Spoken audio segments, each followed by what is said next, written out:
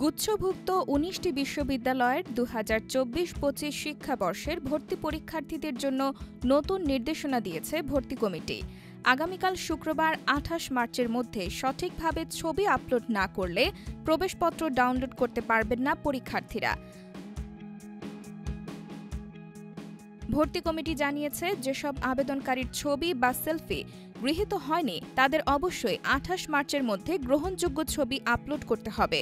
নির্ধারিত সময়ের মধ্যে ছবি আপলোড না করলে তারা প্রবেশপত্র ডাউনলোড করতে পারবে না এবং পরীক্ষায় অংশগ্রহণ করতে পারবে না। এবারের ভর্তি পরীক্ষার আবেদনের সময়সীমা শেষ হয়েছে ১৭ মার্চ দিবাগত রাত ১২টায়। আগামী ২৫ এপ্রিল গুচ্ছভুক্ত ১৯ বিশ্ববিদ্যালয়ের সি ইউনিটের, ২ মে বি ইউনিটের এবং ৯ মে এ ইউনিটের ভর্তি পরীক্ষা অনুষ্ঠিত হবে।